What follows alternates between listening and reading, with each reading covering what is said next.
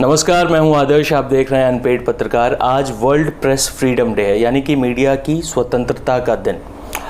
लेकिन आज हम बात करेंगे कि मीडिया के अंदर कितनी स्वतंत्रता है, यानी जो लोग मीडिया में काम करते हैं, जो पत्रकार हैं और जो तमाम लोग मीडिया के अंदर काम करते हैं, उनकी आज़ादी कितनी है। क्या उनके साथ कोई अन्याय होता है तो वो अपनी आवाज़ उठा सकते हैं, या क्या तब जब किसी प्रेस वाले के साथ, किसी पत्रकार के साथ अगर किसी किस्म की गैर बराबरी होती है, अन्याय होता है, तो उसकी आवाज़ क्या दूसरे मीडिया संगठन उठाते हैं?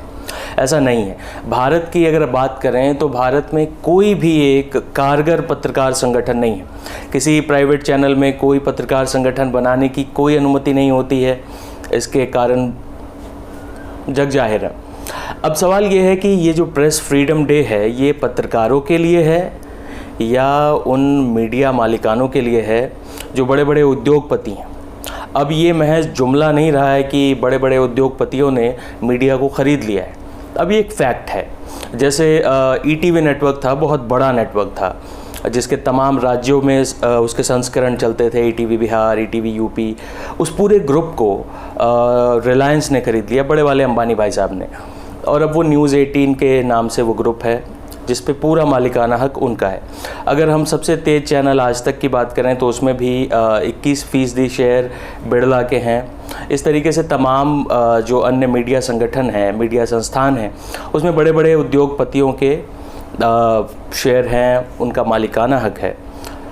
ऐसे में जब पत्रकारों के साथ किसी किस्म की अनहोनी होती है, उन्हें नौकरियों से निकाला जाता है, उनकी सैलरी काटी जाती है, कई महीनों तक सैलरी नहीं दी जाती है, तब इन संगठनों की तरफ से कोई आवाज़ नहीं उठती। यानी ये व्यापारिक संगठनों की तरफ से, जाहिर है वो तो मालिक हैं, वो क्यों आवाज़ उठाएंगे, वही तो निकाल रहे हैं। लेकिन जो संपादकों की संस्था है, जो बिन दांत की संस्थाएँ हैं, जैसे एडिटर्स गिल्ड है, NBA है, इनकी तरफ से भी कोई आवाज़ नहीं उठती। और अब स्थिति ऐसी है कि कुछ मीडिया कर्मी ही मालिक बन गए हैं। जैसे अर्णव गोस्वामी का पूरा मालिकाना हक है रिपब्लिक ग्रुप पे। रजत शर्मा के बारे में आप जानते हैं कि वो इंडिया टीवी के मालिक हैं। इसी तरीके से एक चैनल है इंडिया न्यूज़। इंडिया न्यूज़ के साथ स्थिति ये है कि पिछले 4 महीने से इन्होंने अपने कर्मचारियों को सैलरी नहीं दी है। उन पर लगातार दबाव बना रहे हैं कि आप इस्तीफ़ा दे दें। दबाव इसलिए क्योंकि अगर कंपनी उन्हें निकालती है तो कंपनी के ही कॉन्ट्रैक्ट के हिसाब से कंपनी बाध्य है कि उन्हें अगले 3 महीने के लिए एडवांस सैलरी देकर निकाले, जो कि कंपनी किसी सूरत नहीं करना चाहती। और ये वो लोग हैं जो प्रधानमंत्री मोदी के साथ वीडियो कॉन्फ्रेंसिंग में शरीक होते रहे हैं। प्रधानमंत्री के तमाम अपील के बावजूद कि ऐसे दौर में जब कोरोना, लॉकडाउन और तमाम तरीके से मुश्किल भरी स्थितियां हैं, किसी को नौकरी से ना निकाला जाए, लेकिन ये चैनल धड़ल्ले से ये काम कर रहे हैं। एक चैनल है न्यूज़ नेशन, उसने अपनी अंग्रेज़ी टीम, पूरी वेबसाइट की टीम को निकाल दिया, एक झटके में निकाल दिया। अब सवाल उठता है कि जब पत्रकारों की नौकरियां जाती हैं, वो भी मास लेवल पे, तो आवाज़ कौन उठाता है? एक उदाहरण देता हूं आपको। मैं 2014 में जयपुर में एक रेडियो में काम करता था, रात को एक शो करता था 9 से 12। फिर उसी साल रक्षाबंधन हुआ और मैं दिल्ली आया अपनी बहन से राखी बंधवाने, और मैं फिल्म सिटी पहुंचा क्योंकि मुझे मालूम चला कि एक प्रोटेस्ट हो रहा है जिसमें मेरे कुछ जानने वाले लोग थे। मैं पहुंचा तो पता चला कि IBN से 350 लोगों को निकाला जा चुका है। हम उस प्रोटेस्ट में शरीक हुए। पहली बार मैं फिल्म सिटी में गया था, बाद में मैंने वहाँ नौकरी की सबसे तेज़ चैनल में, लेकिन ये उससे पहले की बात है। उस दिन मैंने जो स्थिति देखी वो आंखें खोलने वाली थी बहुत हद तक, क्योंकि जहाँ जहाँ से वो प्रोटेस्ट गुजर रहा था, और उसमें याद रखिए कि ज़्यादातर लोग जो उस प्रोटेस्ट में शामिल थे वो पत्रकार ही थे। जहाँ जहाँ से वो प्रोटेस्ट गुजर रहा था, वहाँ से मीडिया संस्थानों के गेट बंद हो जा रहे थे, गार्ड खड़े हो जा रहे थे। पूरा वो प्रोटेस्ट चला फिल्म सिटी में, भाषण हुआ, तमाम लोगों ने अपने विरोध दर्ज किए। इसके बावजूद अगले दिन जब मैंने अखबारों में देखा वो खबर नहीं है, टीवी चैनल में ढूंढा वो खबर नहीं है। यानी कि पत्रकारों के साथ बड़े पैमाने पर अगर इस तरह की घटना हो कि 350 पत्रकार एक साथ निकाले जाएं, ये भी मीडिया के किसी संस्थान के लिए कोई खबर नहीं। और उस समय क्रांतिकारी पत्रकार आशुतोष उस चैनल के संपादक थे IBN के, राजदीप सरदेसाई भी उसके अंग्रेजी चैनल में थे।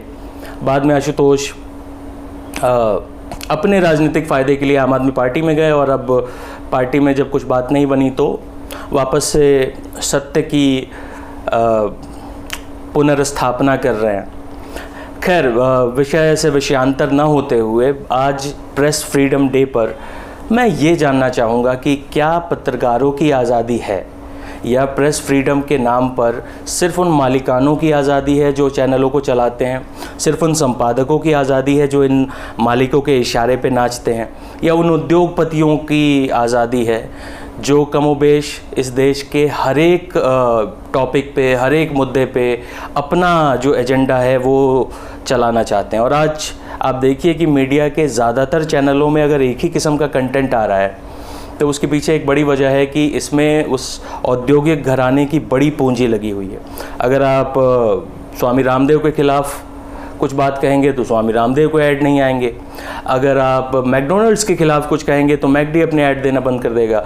तो विज्ञापन दाताओं, मालिकों और जो पूंजीपति पीछे से पैसा लगा रहे हैं, इनके दबाव के बीच प्रेस कितना आज़ाद है, आप इसका निर्णय खुद कर सकते हैं।